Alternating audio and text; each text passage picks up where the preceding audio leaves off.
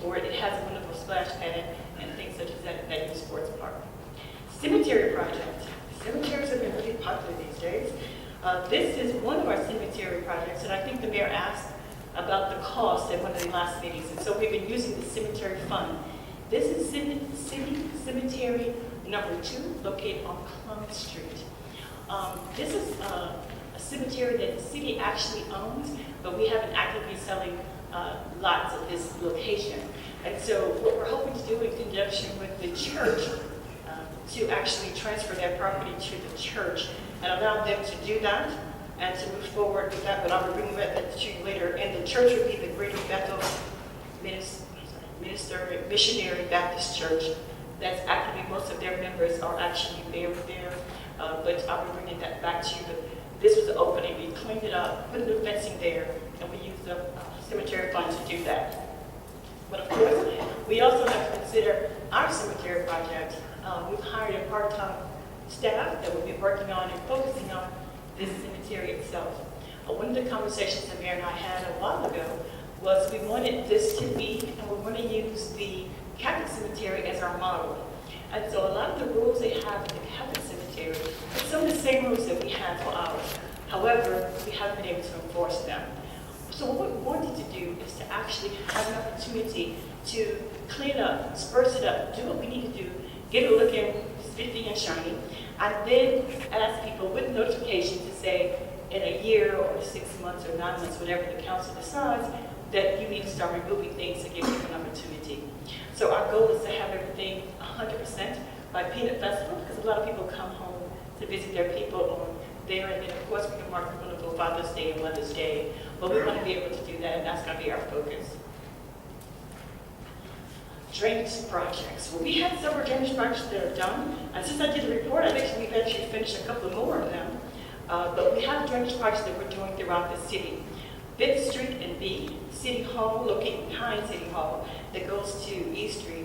The Watts Park, D and 5th, E and F, 3rd and E are some of those that are being able to do that. And we use that from our tax note money, and of course you all approved these projects when we did our budgeting.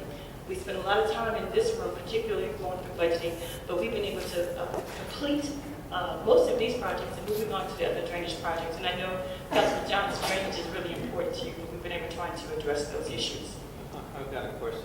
I want to thank whoever, the company and stuff that the ones that they did on 6th and E Street, the one that was being held by PVC pipe. And we could all rest. That was a major construction project. And we've used some local vendors because I know we did some other big projects that were not local. All of our projects we're using are very, very local to the city, and we're really happy and have made some relationships with them as we're talking about these smaller projects that I don't have to go out to bid. So I'm really excited about those projects. And we had to close that street down. It's major construction, but it looks really nice. Okay. That concludes my slides, but we do have a lot of projects going forward. Again, I've applied for some grants that we're going forward. We are trying to apply for some additional grants with sirens, generators that we tried before. Councilman K2 last night gave some information that we're going to apply for some hike and bike. And Councilman, I know one of the directives you had for me was the sidewalk grant, and we'll be advertising in the paper, I think it's sometime in February. We'll be advertising to start that application process. It is due in October, but we're going to start right now because it takes a while to get there. Okay. That's the end of my report, and do you all have any questions of me? Thank you for everything. Thank you. We're on the way. I think somebody's trying to teach me. I'm not a Texan, as you all know, but I'm taking the bull by the horn, so we get this thing done. There's a lot of things done. We're hoping to bring it to a conclusion, but I'm looking forward to that. I want to thank you very much for moving all our projects forward and getting them done. We've done a lot this last few months. I just want to commend you for it. Thanks again. Okay, thank you very much. Moving on to new business. Item 5A, consideration and action to approve resolution 2018-005, grant to purchase tasers for the Floresville Police Department. We have Detective Gilbert Rodriguez. Yes, he's here.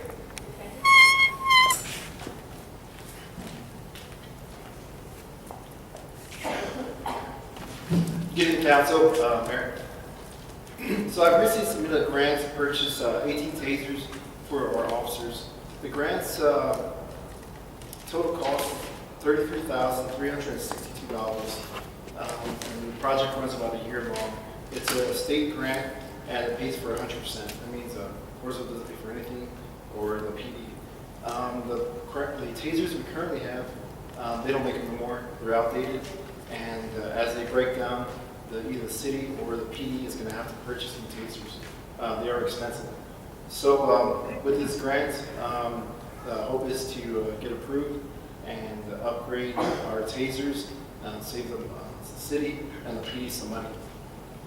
So I come before you, for y'all's vote to approve this resolution. The grant's still in the preliminary stages, so I'm not sure if we're going to approve it or not, but we'll see. Yes, Councilman I Jimenez. want to thank you for applying for the grants and saving the city some money. Thank you. Any other questions from the council or by any citizens? Okay.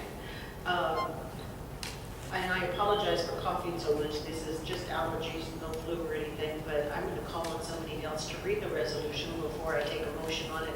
So I'll call on our Mayor Pro Tem, Councilwoman Cantu, if you would read Resolution 2018-005. I sure will. Okay.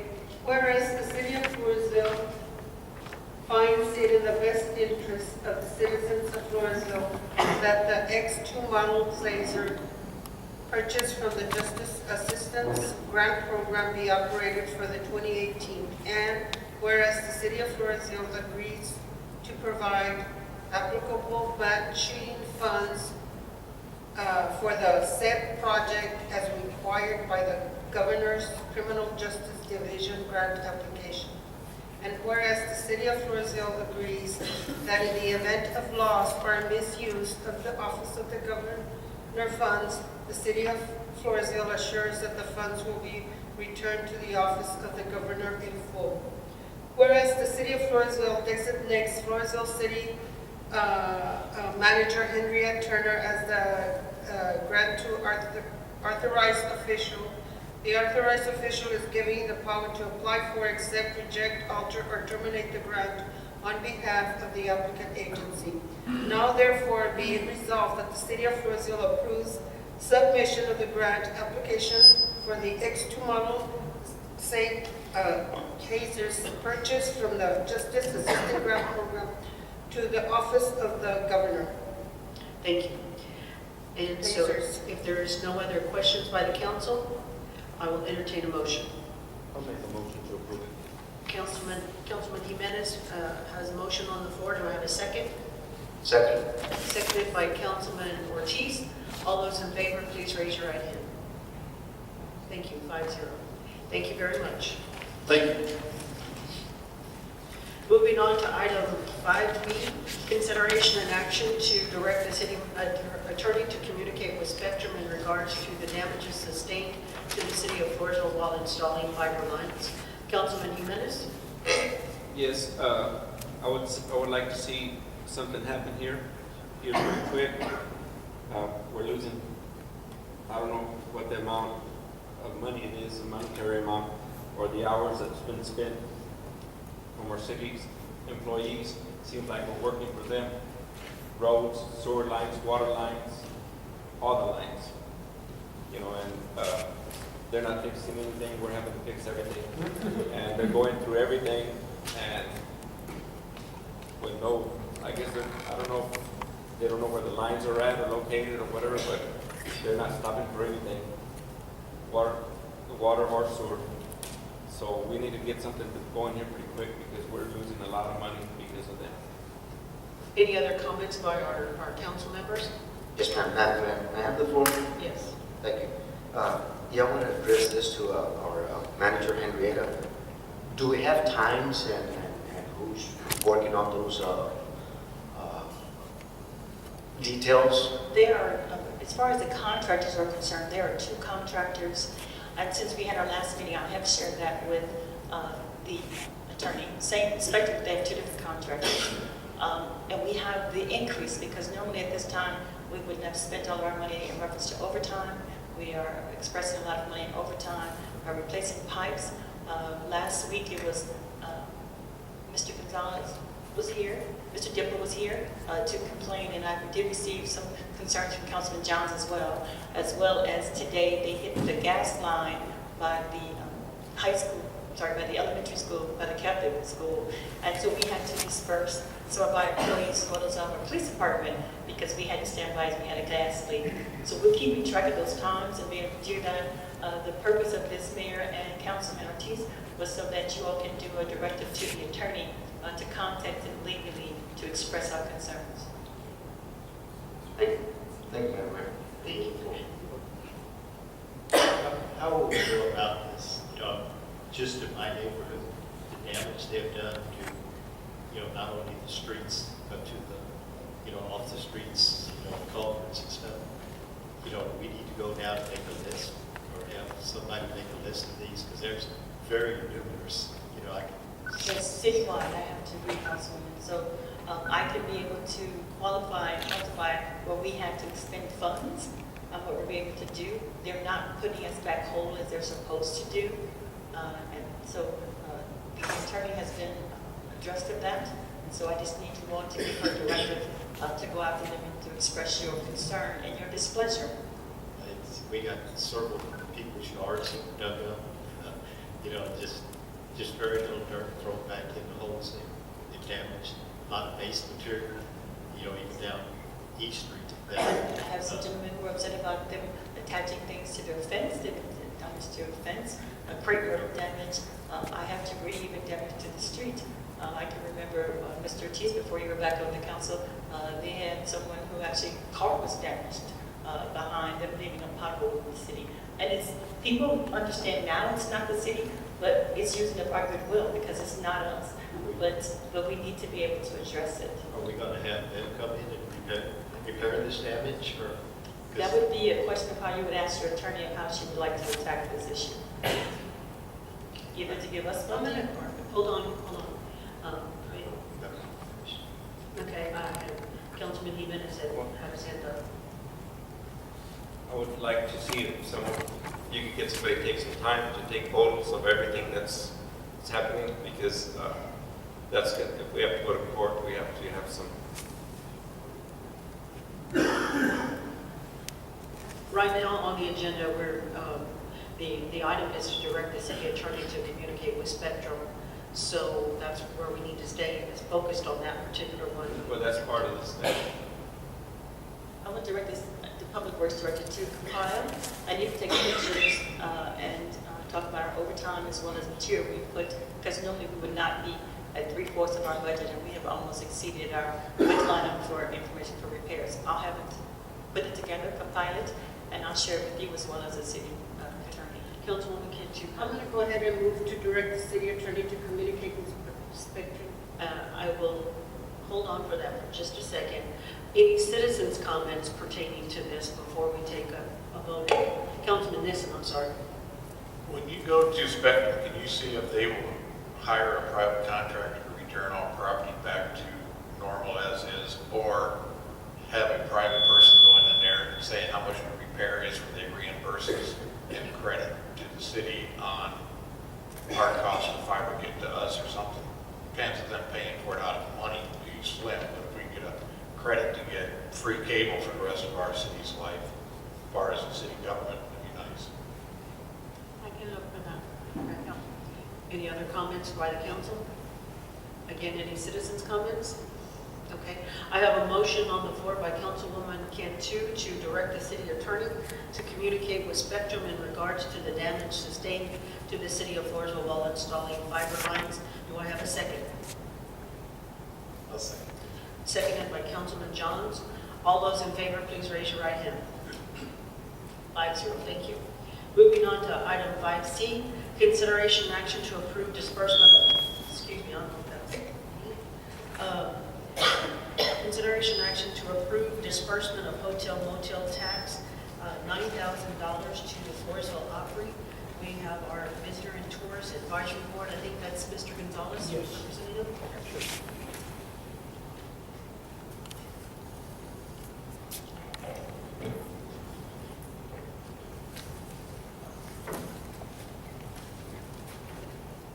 Mayor, Council, Greg Gonzalez, Vice Chair, Visitor and Tourist Board.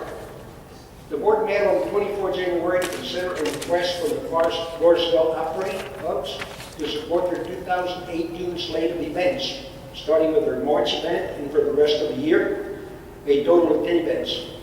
They requested $15,000, that is $1,500 per event. Their presentation was extremely well done, both written and in person.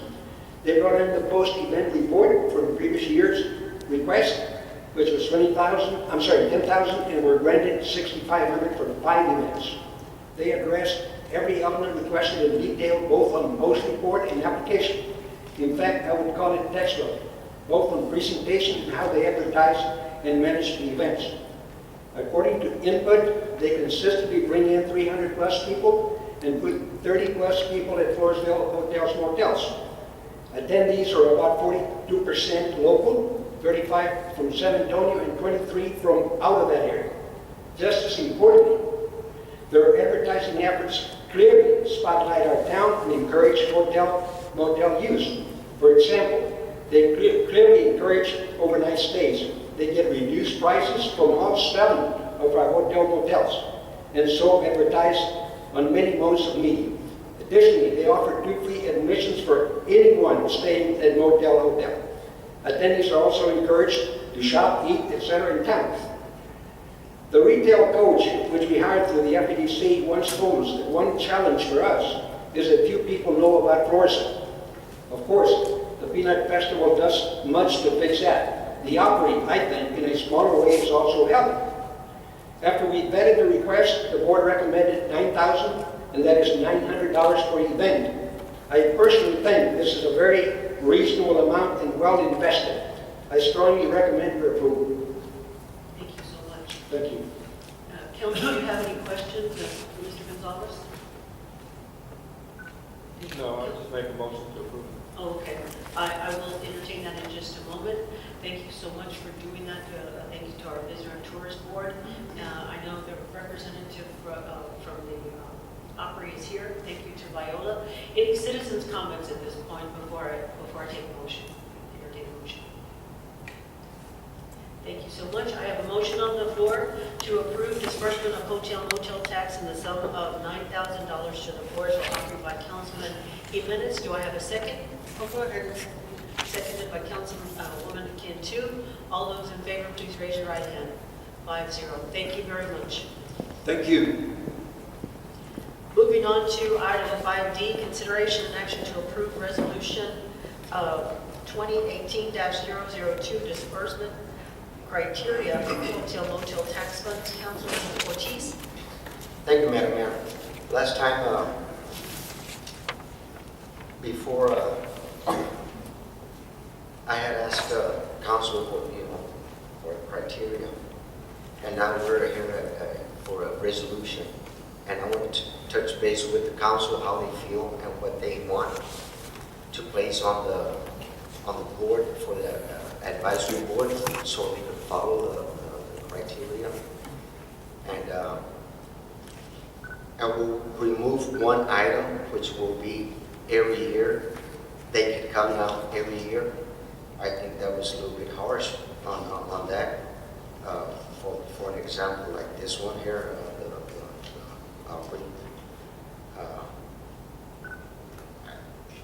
I think we can work with all organizations and be fair. That's my main thing is for us to be fair. But I want to hear what council thinks on how much we should cap. I believe it should be 15,000. But if council does not say anything, it will be 15. I will go with that. But if council wants to negotiate or compromise, speak. Who prepared this document? Our attorney? What I did was basically prepare a very, very rough draft. What I figured, Madam Mayor, was that the council will discuss it and then make amendments or decide what they wanted on and off. What I did basically was give you the guidelines, the law, so that the council could keep that in mind. The application is already in effect for the city. That was given to me because that is something, Councilman Issa, that is actually being utilized by the city of Floresville. I know we have it in front of us, but can you touch base on what the changes were, what prospective changes, and I'll get with Councilman Nissen in just a second. Well, basically what I did was I gave you the guidelines for the law in distribution of the hotel tax so that you could keep that in mind in deciding what you were going to distribute monies to and what is legal on what you can give money to. So that was page 1 and 2. After that, I did a funding. I did not know exactly what it was that the council wanted. I know that I had heard at one time that it wanted a criteria put in caps. However, I heard the amount of 5,000, but that basically was just from one councilman, and that's all that I heard. So I tried to give you, like I said, very rough information on something for you to just look at and then discuss what you did want. The application for the use of hotel-motel occupancy tax, that's something that the city of Floresville, my understanding, is already utilizing, and I basically put that together as part of it so that the council could once again look at it, decide if you wanted it, and if you decided that you needed to get rid of it. I even included a sample budget that basically would be given out to individuals so that they could keep something like that in mind in deciding when they were going to do their event, and then a sample questionnaire. Basically just something, once again, for them to look at and keep in mind. And it's all just a very rough draft. It's a work in progress. I figured that you guys, you are the law. You will decide what you want and then just direct me and I can cut and paste and I will take it from there. Councilman Nissen? Yeah, I was talking to our attorney, and she was not aware that the city of Floresville already had a book, and I was going to ask Ms. Monik if she could make a copy for all of this. It gives us all the Texas laws, how the application is supposed to be, how the post is supposed to be. The funding requirement on this page is a general, puts us, we can't accept a lot of it because it puts us in jeopardy, but we've already did one of these during the past, which is this book here.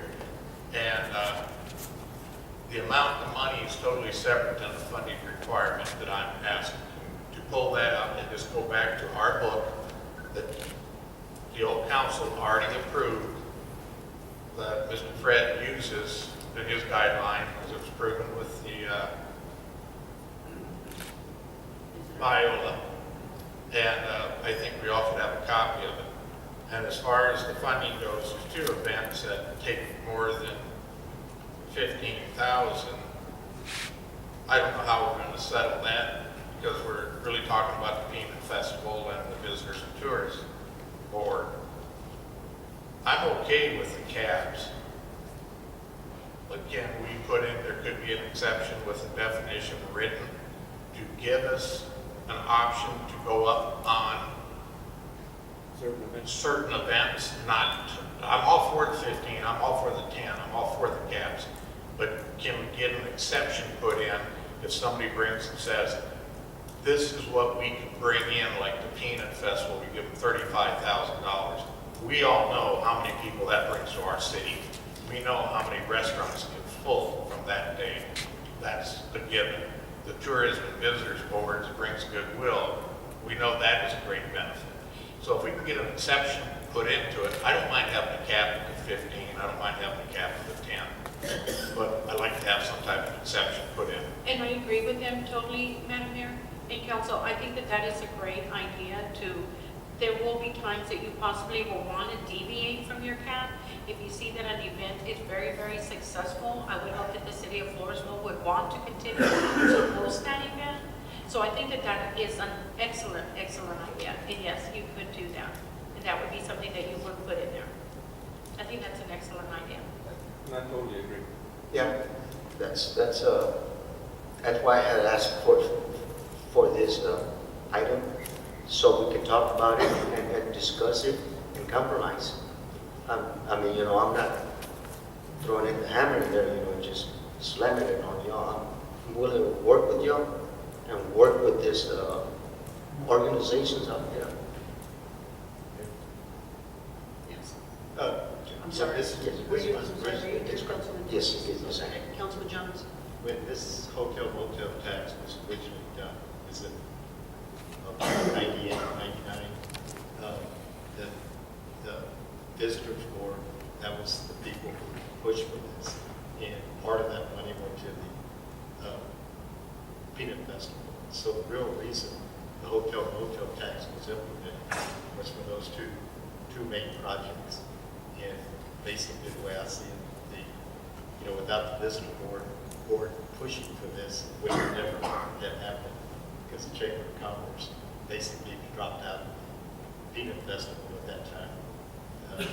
But I feel one of the two main projects the hotel using the money would be for the peanut festival and the visitors, visitors board, because those are the real foundation of the whole thing, and that's both.